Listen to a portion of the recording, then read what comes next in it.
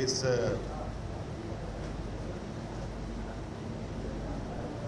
Press वार्ता का जो विषय है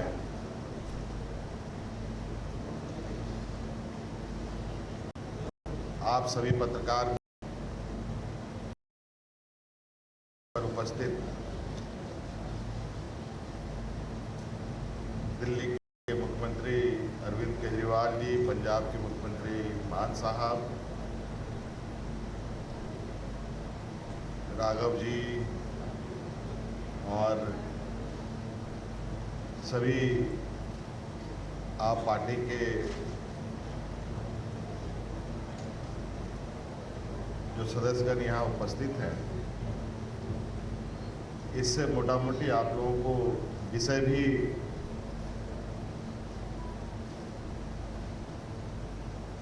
का भी आप लोग आकलन लगा पा रहे हैं कि आज किस विषय को लेकर यहाँ आए हैं। और मैं चाहूँगा कि इस विषय पर बड़े भाई बात रखें, तत्पश्चात मैं अपनी बातों को रखूँगा। सबसे पहले मैं झारखंड के ऑनरेबल सीएम हेमंत सोरेन जी का तहे दिल से शुक्रिया अदा करना चाहता हूं कि आज उन्होंने बहुत ही वार्म और अफेक्शनेट तरीके से हम लोगों को रिसीव किया, हमें मिलने का समय दिया, हमारे साथ बहुत लंबी चर्चा की। हेमंत जी के साथ हमारा काफ़ी समय से बहुत एक तरह से भाई का रिश्ता है, मैं अगर कह सकूं तो, और आपस में हम लोग कई विषयों पे समय समय पे चर्चा करते रहते हैं। आप सब लोग जानते हैं कि हम पूरे किस तरह से दिल्ली के लोगों के साथ अभी पिछले महीने बहुत बड़ा अन्याय हुआ, दिल्ली के लोगों का बहुत बड़ा अपमान किया गया, उनके जनतांत्रिक हक छीन लिए गए। सुप्रीम कोर्ट ने बहुत क्रांतिकारी फैसला दिया। सुप्रीम कोर्ट ने कहा कि दिल्ली के लोग जो सरकार चुनते हैं, उस सरकार को काम करने के लिए सारी शक्तियां प्रदान की जा रही हैं।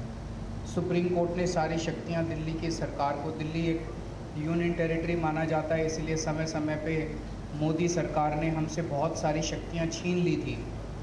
लेकिन 11 मई को सुप्रीम कोर्ट ने आदेश पारित करके वो सारी शक्तियां दिल्ली के लोगों को वापस, दिल्ली की चुनी हुई सरकार को, कि दिल्ली के लोग जिस भी सरकार को चुनेंगे, चाहे इस पार्टी की चाहे उस पार्टी की, उस सरकार को काम करने के पूरे अधिकार होंगे। दुर्भाग्यवश 11 मई को ये ऑर्डर आया और 19 मई को, 8 दिन के अंदर 19 मई को रात को 10 बजे, रात के अंधेरे में मोदी सरकार ने अध्यादेश जारी करके सुप्रीम कोर्ट के आदेश को पलट दिया। मोदी सरकार ने कहा कि नहीं, दिल्ली की सरकार को हम काम नहीं करने देंगे, दिल्ली वाले जो मर्जी सरकार चुने उसको हम काम नहीं करने देंगे, उसके पास काम करने के लिए कोई शक्तियाँ नहीं होंगी। ये तो एक तरह से दिल्ली के लोगों का अपमान है, दिल्ली के लोगों के अधिकार छीन लिए गए और दिल्ली के लोगों को बिल्कुल एक तरह से जनतंत्र के अंदर एक बेदखल कर दिया गया, पूरी की पूरी दिल्ली के 2 करोड़ लोगों को। अब ये जो अध्यादेश जारी किया गया है, ये संसद में आएगा।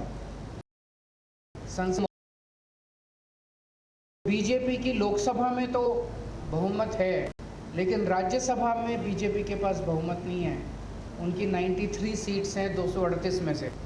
तो अगर नॉन बीजेपी सारी पार्टियां इकट्ठी हो जाएं तो इस अध्यादेश को हराया जा सकता है, इसको बिल को हराया जा सकता है।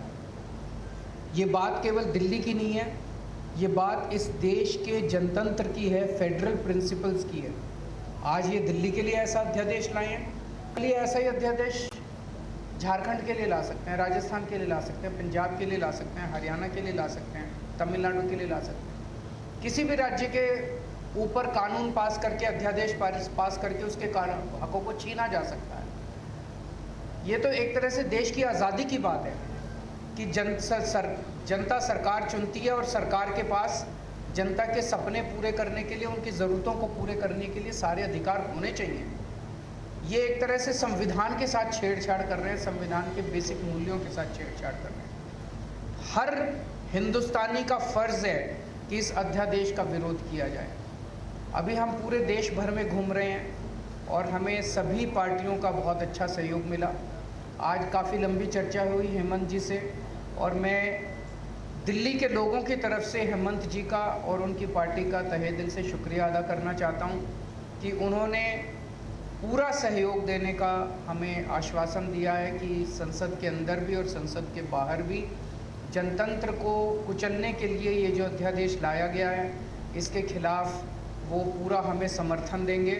और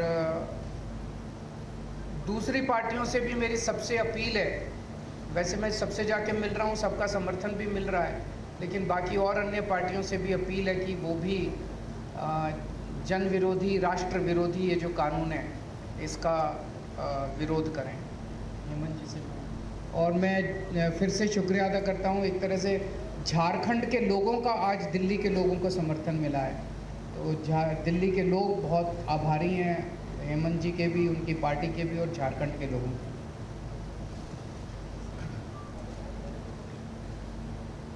पत्रकार मित्रों, जैसे कि अभी वर्तमान समय में चुनी हुई सरकार को किस तरीके से काम नहीं करने देने का एक योजनाबद्ध कार्य केंद्र सरकार के द्वारा की जा रही है, ये कहीं ना कहीं लोकतांत्रिक व्यवस्था, संघीय ढांचे का एक इस पर प्रभार है, हम इसको कह सकते हैं। और जो इस देश की ताकत जिसको हम कह सकते थे, अनेकता में एकता, उस पर भी ये बड़ा प्रहार है।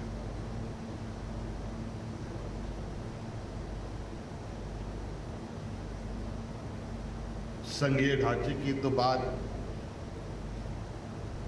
केंद्र सरकार करती है, लेकिन कार्य उसके बिल्कुल विपरीत होती है। आज बिल्कुल ये स्पष्ट रूप से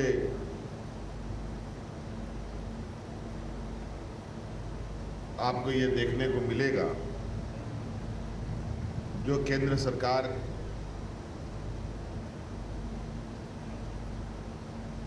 के सहयोगी सरकार नहीं है, उन सभी सरकारों की कमोवेश एक सी स्थिति है।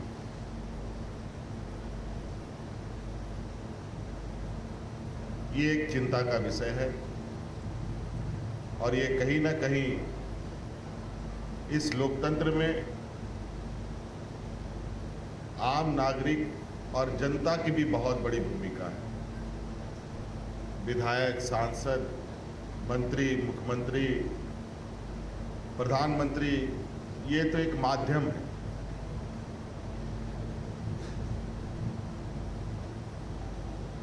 अभी कुछ दिन पहले इस देश के 125 करोड़ के उम्मीदों की मंदिर लोकसभा का उद्घाटन हुआ। उस दिन सिर्फ लोकसभा का ही उद्घाटन नहीं, उस दिन उसी लोकतंत्र के मंदिर के चंद कदमों पर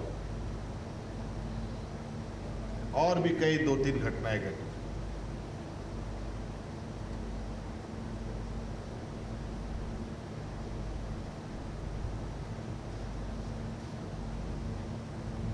तो कहीं ना कहीं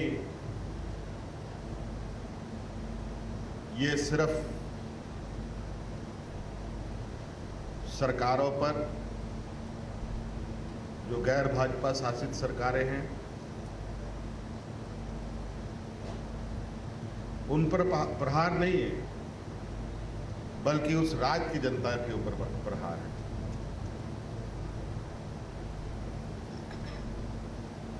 देश की जनता के ऊपर प्रहार है। इसमें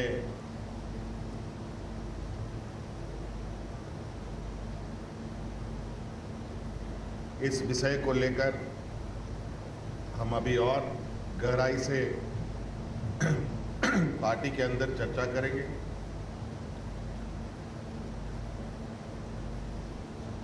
और आदरणीय गुरुजी के साथ भी इस विषय पर और क्या बृहद रूप से इस पर लोकतांत्रिक व्यवस्था को मजबूत करने पर आगे बढ़ा जाए, इस पर हम लोग काम करेंगे। और आज मैं समझता हूं कि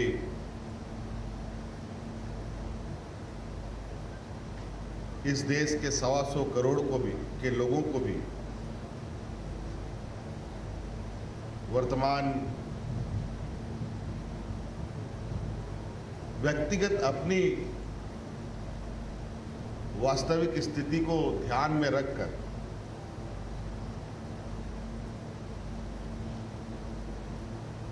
देश के लोकतंत्र का हिस्सा बनने का प्रयास हो।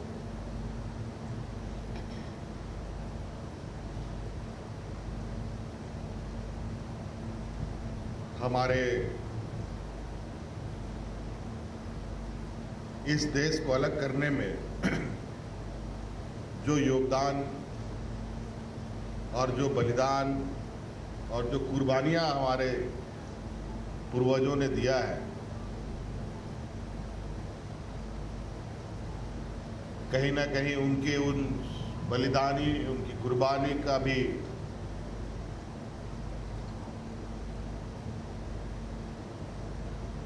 मजाक उड़ाने का प्रयास है। और इस लोकतंत्र को बचाने का भी जो सब लोगों की भूमिका है, उसको कैसे सुनिश्चित किया जाए,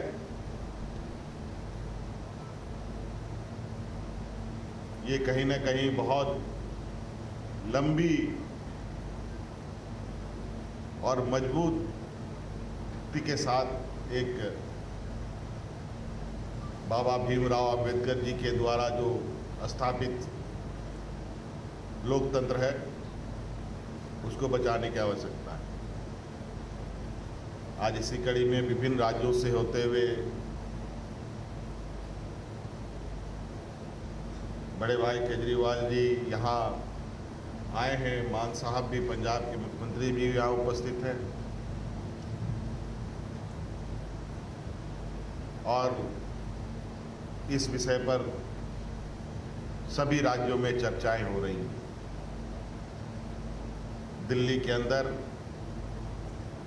झारखंड के भी लोग हैं, बिहार के भी लोग हैं, यूपी के भी लोग हैं, केरल के भी लोग हैं, महाराष्ट्र के भी लोग हैं।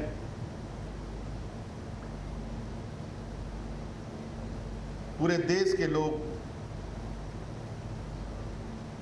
और पूरा देश का जनप्रतिनिधि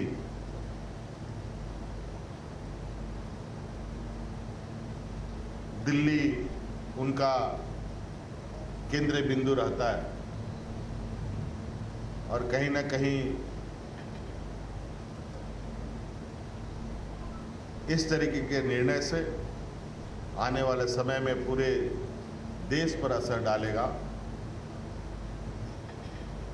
और ये असर इस देश के 80% लोग जो हमारे देश में किसान प्रवृत्ति के हैं, गांव देहात से आते हैं, उनके लिए तो बहुत ही पीड़ादायक साबित होगा। इसलिए मैं चाहूँगा कि केजरीवाल जी ने जो के ऊपर जो चीज़ें थोपने का प्रयास हो रहा है, इस विषय पर राजनीतिक तौर पर भी और कानूनी तौर पर भी इस लड़ाई को लड़ने की आवश्यकता है। और इस विषय पर इन्होंने जो अपना कदम बढ़ाया है, मैं इनको मैं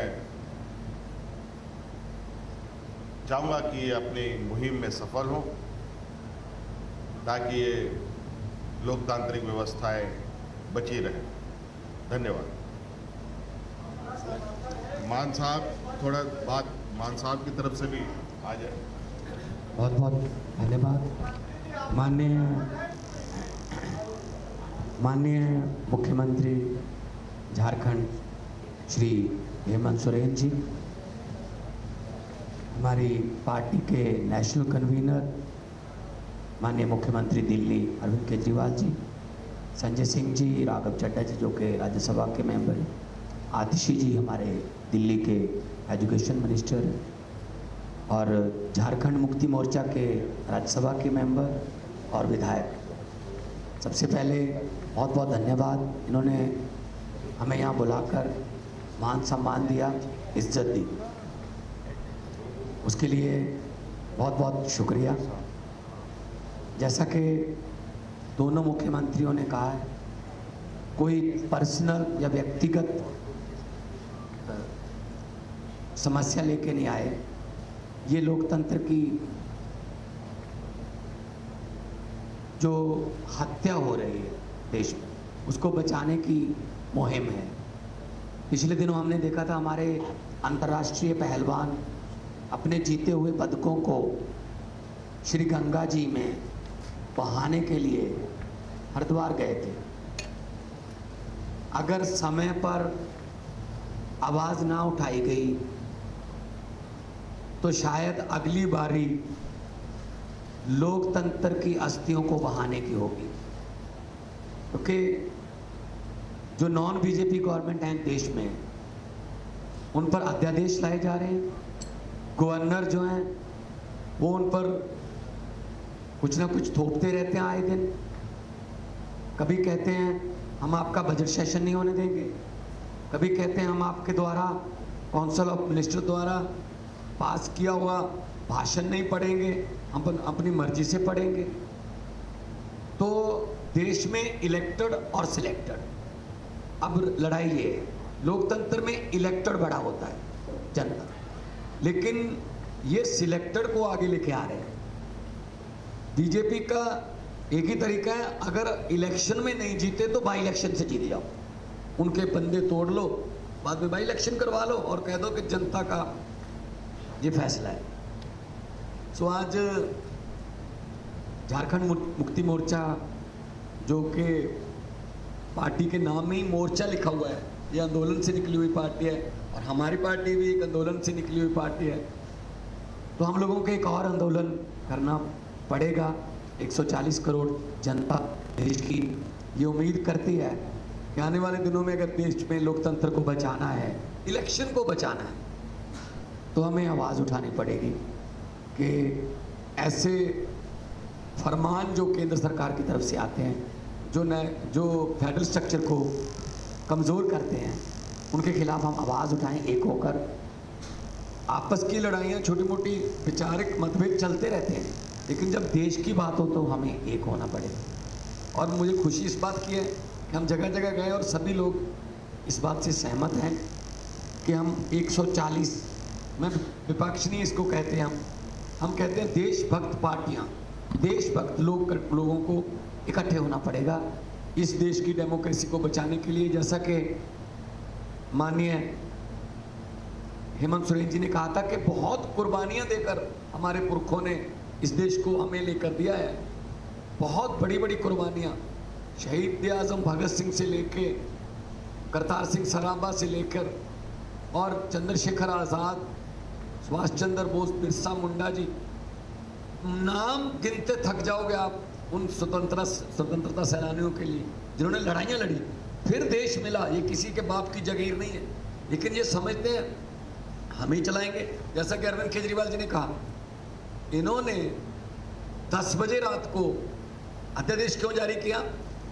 क्योंकि 5 बजे सुप्रीम कोर्ट में छुट्टियां हो गई थी, तो इन्होंने कहा छुट्टियां हो गई, अब 10 बजे अध्यादेश जारी कर दो, सुप्रीम कोर्ट में नहीं जा सकते। तो सुप्रीम कोर्ट की भी नहीं अगर मानते तो किसकी मानेंगे? तो अहंकार हो गया है बहुत ज़्यादा इनको। तो अहंकार जो है वो परमात्मा अहंकार को ठीक कर देता है। कुदरत बहुत बलवान है, कुदरत बहुत बलवान है। ये राजाओं से भीख मंगवा देती है, ये भिखारियों के सर पे ताज टिका देती है। सो वक्त है, वक्त से डरना चाहिए। मैं भी बहुत निम्रता सहित बेनती करता हूँ केंद्र सरकार को, अहंकार मत करो, क्योंकि जनता है, लोकतंत्र में जनता बड़ी है। जनता, लोग जब चाहें आदमी अर्श पर और लोग जब चाहें आदमी फर्श पर। बहुत बहुत धन्यवाद।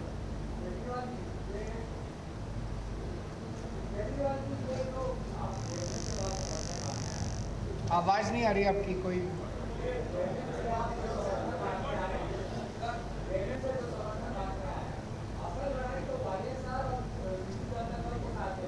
उनको भी करेंगे, सबको, सबके पास जाएंगे। और मैं समझता हूं कि ये लड़ाई केजरीवाल की लड़ाई नहीं है, ये लड़ाई केवल दिल्ली के लोगों की लड़ाई नहीं है। केजरीवाल किसी भी राज्य के खिलाफ ऐसा अध्यादेश लाया जा सकता है। पूरे देश के अंदर हम देख रहे हैं कैसे गैर बीजेपी सरकारों को तोड़ के, मोड़ के, खरीद के गिराया जा रहा है। झारखंड के अंदर मैं हेमंत जी को बधाई देना चाहता हूं कि यहाँ भी उन्होंने कोशिश की इनकी सरकार तोड़ के गिरा, लेकिन ये इन्होंने उनकी षड्यंत्र को असफल कर दिया। कहीं पे ये लोग एमएलए खरीद लेते हैं, इनके पास तो बहुत पैसा हो गया, एमएलए खरीद के सरकार गिरा देते हैं। कहीं पे ये लोग ईडी और सीबीआई के केस करके एमएलए तोड़ के सरकार गिरा देते हैं। दिल्ली में ना हमारे एमएलए बिके, ना हमारे एमएलए टूटे, तो वहाँ पे फिर ये ऑर्डिनेंस लाके हमारे को काम नहीं करने दे रहे। ये पूरे देश के अंदर जो चल रहा है ये अच्छा नहीं चल रहा। नहीं, ये जो किसी के भी साथ हो सकता जो है। लड़ाई है वहाँ पे वाईएसआर के पास 13 सीटें हैं और 9 सीटें बीजेपी जनता दल के पास है। दोनों एनडीए के साथ बराबर रहे हैं, वो लोग हर एक मुद्दे पे वहाँ समर्थन करते हैं। कैसे आपको समर्थन देंगे? 9 है, 13 नहीं है, उसके पास, उनके पास भी 9 है, उनके पास भी 9 है। तो मेरा, वो दोनों भी इम्पोर्टेंट है हमारे लिए, तो एक एक सीट इम्पोर्टेंट है। और मैं तो हर बीजेपी के सांसद को भी चिट्ठी लिखूंगा कि ये लड़ाई आपकी बीजेपी की पार्टी की नहीं लड़ाई है, ये लड़ाई देश की लड़ाई है, ये लड़ाई आज़ादी की लड़ाई है, हमारे देश के अंदर जनतंत्र को कायम रखने की लड़ाई है। और मेरा दिल कहता है ये बिल पास नहीं हो सकता संसद से। केजरीवाल जी, जिस तरह से कांग्रेस अब तक इस पर किसी भी समर्थन पे बात नहीं किया है और राज्यसभा में इस अध्यादेश को गिराने के लिए कांग्रेस की अहम भूमिका है, तो क्या कांग्रेस से बातचीत आगे बढ़ी है? बढ़ेगी, ज़रूर बढ़ेगी, क्यों नहीं बढ़ेगी। हमने उनको टाइम मांगा है और हमें ज़रूर उम्मीद है कि वो टाइम देंगे भी, और वो संसद के अंदर इस ऑर्डिनेंस को गिराने में, मतलब मैं सोच नहीं सकता कि कोई भी पार्टी इस अध्यादेश के पक्ष में कैसे वोट कर सकती है। और ये मैं, जैसे मैंने कहा, मेरी लड़ाई नहीं है, पूरा देश देख रहा है, पूरा देश देखेगा। तो कांग्रेस को ये तय करना है कि वो जनतंत्र के साथ है, संविधान के साथ है, देश के 140 करोड़ लोगों के साथ है, या मोदी जी के साथ है। केजरीवाल जी, मेरा सवाल ये है कि हेमंत सोरेन जी से आपकी मुलाकात हो रही है, दिल्ली में कांग्रेस आपके साथ नहीं है, क्या हेमंत जी धुरी बनेंगे, कड़ी बनेंगे उन आपके उस पूरे मामले में, ऑर्डिनेंस में कांग्रेस को और आपको एक मंच पे ला पाएंगे? देखिए, अभी तो ये सभी राजनीतिक दलों से बात कर रहे हैं, और जब कांग्रेस की बात आएगी तो कांग्रेस के साथ भी इनकी वार्ता जरूर होगी, मेरा उम्मीद है। अभी और भी जगह लोगों से इनकी मुलाकात अभी चल ही रही है। कल ही एक तमिलनाडु से आ रहे थे। तो इस तरीके से जैसे जैसे समय है, अभी जो सदन आहूत होना है, कब आहूत होना? जुलाई में आहूत होना है। तब तक ये मुहिम चलेगा। तब तक मैं समझता हूँ कि सबसे बात हो जाएगी। अभी 1.5-2 महीने हैं जब ये बिल संसद में आएगा, और तब तक सबसे बात हो जाएगी। और आप चिंता मत कीजिए, विश्वास कीजिए मेरा कि जनता के सामने सभी पार्टियों को झुकना पड़ेगा। जनता के सामने, जनता सुप्रीम होती है जनतंत्र के अंदर। और एक केजरीवाल ये जी, जो मेरा एक सवाल है आपसे। अध्यादेश है, ये पूरे देश की आज़ादी के ऊपर वार है। ये देश के आधार के ऊपर, फाउंडेशन के ऊपर वार है। हमारे जो स्वतंत्रता सेनानी लड़े थे, आज़ादी इसीलिए प्राप्त की थी कि इस देश के अंदर जनतंत्र होगा, जनता चुन के अपनी सरकार बनाएगी, सरकार को सारी शक्तियाँ होंगी काम करने के लिए, और वो चुनी हुई सरकार काम करेगी। आज हमारे देश के अंदर जिस तरह से सरकारें गिराई जा रही है, चुनी हुई सरकारें चोरी की जा रही है, चुनी हुई सरकारों के ऊपर डाका डाला जा रहा है, जिस तरह से चुनी हुई सरकारों को अध्यादेश पारित करके काम नहीं करने दिया जा रहा, ये आज़ादी की लड़ाई है। और इसमें मैं समझता नहीं कि कोई भी पार्टी क्यों नहीं साथ आएगी। सब पार्टियां साथ आएंगी, आप इंतज़ार कीजिए। हमने शुरू की है ये संघर्ष, सबके साथ जाके मिल रहे हैं, सबके दरवाजे पे जाएंगे, हर पार्टी के दरवाजे पे जाएंगे, हर व्यक्ति के दरवाजे पे जाएंगे। 140 करोड़ लोग, हमें अब वेस्ट बंगाल का साथ मिला, तमिलनाडु के लोगों का साथ मिला, बॉम्बे के, महाराष्ट्र के लोगों का साथ मिला, पंजाब के लोगों का साथ मिला, झारखंड के लोगों का साथ मिला, सारे देश भर में हम जा रहे हैं, सब लोगों का साथ मिल रहा है। क्यों नहीं साथ आएंगे लोग? केजरीवाल बहुत बहुत शुक्रिया, थैंक यू। ले लीजिए केजरीवाल जी।